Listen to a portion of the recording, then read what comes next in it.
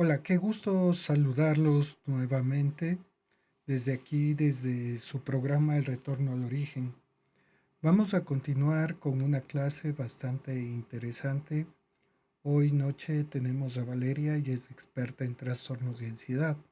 Y vamos a conversar con ella acerca de lo que significan los trastornos de ansiedad, el reconocimiento, el diagnóstico y el manejo inicial en atención primaria de salud. Bienvenida, Valeria. Sí, y ahí está la trampa. Cualquiera se pone ansioso, pero la ansiedad se vuelve trastorno cuando el cuerpo se queda encendido, aunque el peligro ya pasó. La gente dice, son nervios, y lo deja ir. Pero un trastorno de ansiedad es cuando el sistema límbico, el que grita, huye, se queda en on, y la corteza prefrontal, la que dice, espera, no es tan malo, se queda muda. Así que cualquier cosa le pones nota de riesgo. El jefe te mira, raro, y ya piensas que te despiden. El tráfico te huele a muerte. El corazón se acelera y crees que infartas. Y el insomnio se convierte en tu compañero de cama, porque la mente no apaga el interruptor. El problema es que se disfraza de cualquier cosa: fatiga crónica, gastritis, taquicardia, por café, y ahí es donde el médico de atención primaria entra, porque el 70% de casos empiezan en su consulta. Y si no lo reconoces, lo conviertes en hipertensión, en hipotiroidismo, en gripe crónica. No, es eso. Es el cerebro gritando aunque no hay fuego. Dando aunque no hay fuego. Es bastante interesante darse cuenta de que es el miedo al león, pero sin león. Eso es lo que diferencia entre lo que es la ansiedad normal de la ansiedad patológica. El hecho de que la ansiedad puede ser adaptativa, como que los seres humanos durante un tiempo éramos cazadores y teníamos que salir en cierta temporada de caza y obviamente la ansiedad nos invadía. Sí, exacto. Y la ansiedad normal es útil. Te hace estudiar antes del examen o frenas el auto antes del accidente. Es adaptativa, como dices. Pero en la patológica, el león aparece en tu sala y aunque sabes que no hay, el cuerpo sigue temblando, el estómago se cierra y el cerebro grita, corre, aunque estés en pijama viendo Netflix. El sistema de alarma se queda pegado en on y cualquier cosa, un mensaje de texto, un ruido en la calle, se convierte en amenaza. Ahí es donde el médico de atención primaria tiene que entrar, no con una pastilla mágica, sino con observación. ¿Cuánto tiempo llevas así? ¿Es todo el día o solo en el trabajo? ¿Duermes? ¿Comes? Si es más de 6 meses o interfiere en tu vida diaria, no es normal. Es trastorno. Y ahí empiezas a manejar, no a curar de golpe. Porque la ansiedad patológica no se apaga con un chiste. Se baja de a poco, con rutina, con alguien que diga, te creo, con una pastilla si hace falta, pero sobre todo, con tiempo. Entonces quiere decir que tenemos que diferenciar de una ansiedad normal y una ansiedad patológica. Entonces quedaríamos con el concepto de que la ansiedad normal es una respuesta adaptativa ante la amenaza, es proporcional al estímulo, limitada temporalmente y tiene una función protectora. Mientras que la ansiedad patológica es desproporcionada e intensa, es persistente, puede ser mayor a 6 meses, interfiere con funcionamiento y requiere la intervención clínica. Muchas veces pongo el ejemplo de que antes nosotros éramos cazadores de mamuts y en esa temporada era cuando nos poníamos ansiosos porque teníamos que alistarnos para ir a comer, teníamos que cazar para sobrevivir. Entonces nuestro corazón latía con fuerza, se preparaba para la lucha y también para la huida, la supervivencia, mientras que ahora vemos mamuts en todos lados, mamuts en los exámenes, mamuts en los profesores, mamuts en la asistencia a la universidad y por lo tanto esto desencadena pues una serie de situaciones crónicas que interfieren en el funcionamiento normal corporal y sobre todo alterando el eje hipotálamo hipófiso adrenal, incrementando los niveles de cortisol de una manera permanente, repercutiendo a nivel del estado de ánimo y generando estos procesos de ansiedad. Sí, Así es, José.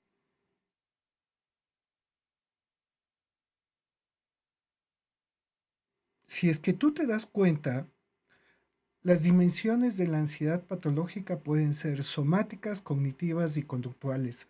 Valeria, ¿cuáles son desde tu punto de vista estas dimensiones somáticas que se presentan en el trastorno de ansiedad?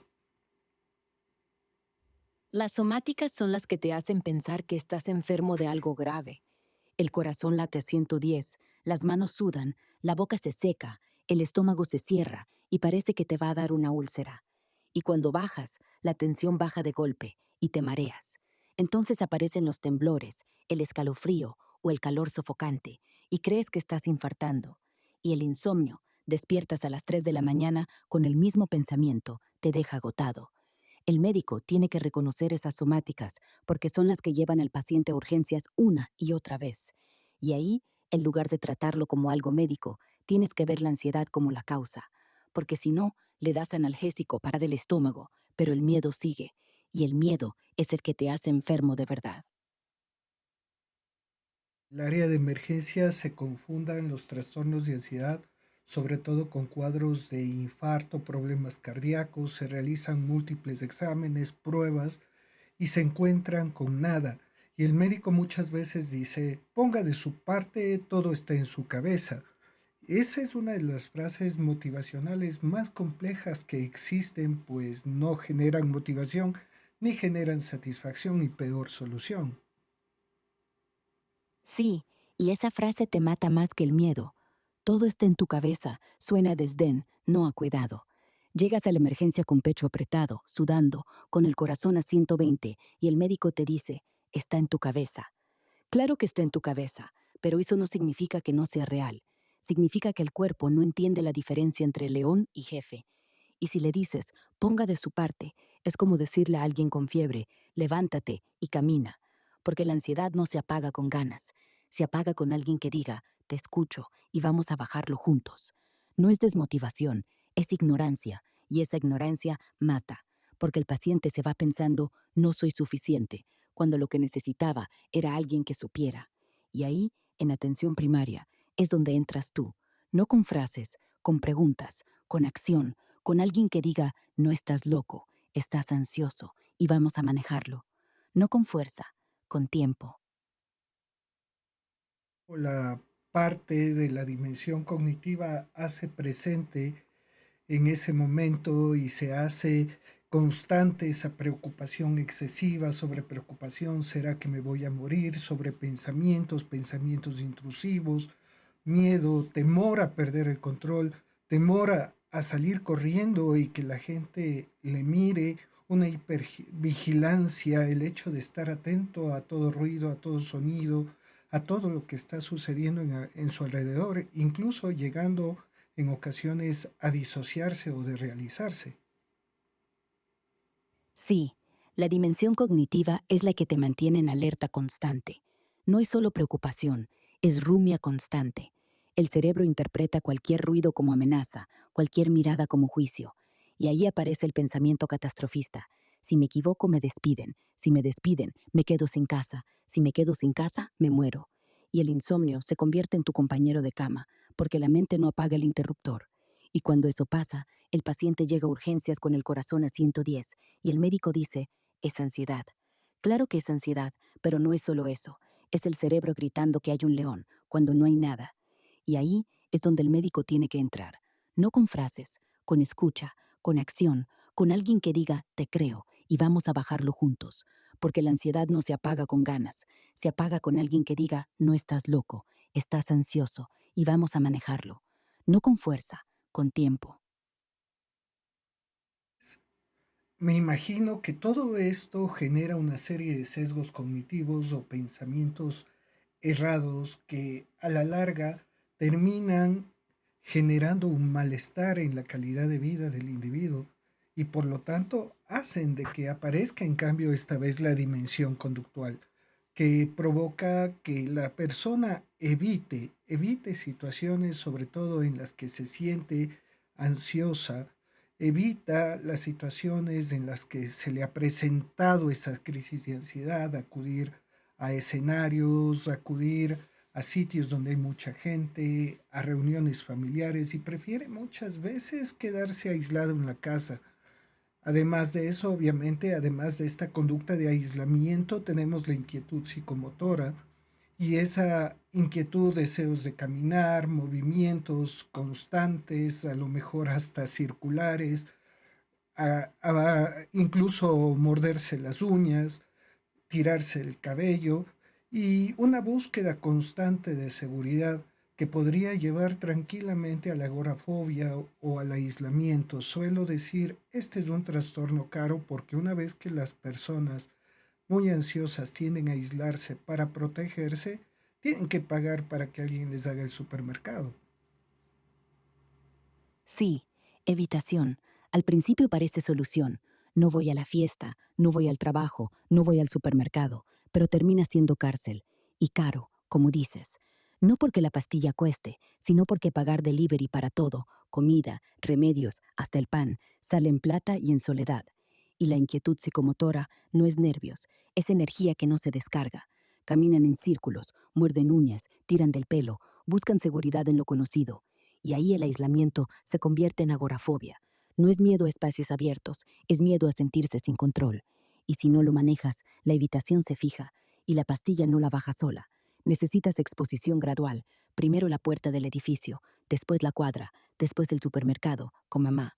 No de golpe, paso a paso, porque la ansiedad no se apaga con aislamiento, se apaga con alguien que diga, vamos juntos.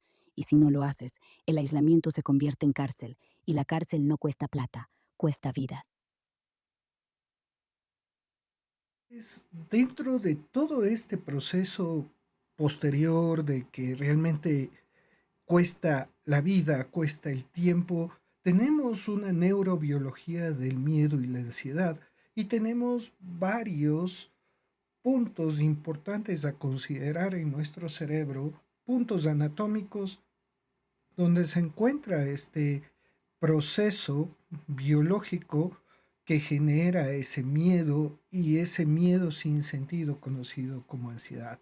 ¿Te parece bien, Valeria, si hablamos de la amígdala, ese centro de detección de amenazas y activación de respuestas automáticas? ¿Dónde está ubicada? ¿Qué funciones cumple? ¿Qué es lo que en realidad hace? Sí, Valeria, me parece perfecto. La amígdala está ahí, en el lóbulo temporal medial, un poco como un almendro, y es la primera en reaccionar cuando pasa un coche a toda velocidad o cuando alguien grita tu nombre. Y no hay tiempo para pensar, la amígdala te dispara el correr o pelear, y lo hace en milisegundos, sin pasar por el filtro racional. Cuando estás ansioso, la amígdala se queda en modo alerta permanente y empieza a interpretar cualquier cosita, un mensaje, un ruido, como amenaza, y ahí se dispara el eje hipotalámico pituitario adrenal. El cortisol sube y el cuerpo se prepara para la batalla. Pero no hay batalla. Hay examen, hay jefe, hay tráfico. Y el cuerpo se queda preparado, temblando, sudando, con el corazón a mil. Y la amígdala no se apaga, se queda encendida. Y eso es lo que causa el malestar constante. Estar constante se debe a qué tipo de neurotransmisor. La noradrenalina es el principal mensajero del miedo. La amígdala, cuando se enciende, libera noradrenalina y activa el locus coeruleus, la pequeña fábrica de noradrenalina en el tronco encefálico. Eso dispara adrenalina y noradrenalina en todo el cuerpo, taquicardia, sudor, tensión muscular, insomnio. Si la amígdala se queda prendida, la noradrenalina se acumula y el cerebro entra en hipervigilancia. GABA, el neurotransmisor inhibidor, intenta apagarla, pero suele estar saturado. Serotonina y dopamina, cuando están en desbalance, agravan el loop. La serotonina baja, genera más rumia y ansiedad anticipatoria. La dopamina puede inducir inquietud psicomotora y búsqueda de recompensa. ¿Qué pasa si no salgo? Entonces, el miedo no tiene sentido porque no hay amenaza real, pero la neuroquímica sí. Es una respuesta biológica alterada que se queda prendida porque la amígdala no recibió la señal todo seguro. Es una explicación bastante clara. Entonces, querríamos decir de que actúa sobre el sistema nervioso simpático, aunque sabemos que no es tan simpático sentir esto, ¿no? Sí, simpático en el nombre, tóxico en la práctica. Actúa sobre el sistema nervioso simpático, como si estuviera conectado a un amplificador de concierto. Cualquier señal mínima, el timbre del celular, el jefe que carraspea, se traduce en taquicardia, sudoración y tensión muscular que duran horas, no minutos. Y no es simpático, no, es agotador. El cuerpo está siempre preparado para huir, pero nunca huye. Se queda rumiando cortisol, quemando energía, durmiendo mal y pensando que el león va a aparecer en cualquier momento. Eso es lo que hace que la ansiedad patológica sea tan cruel.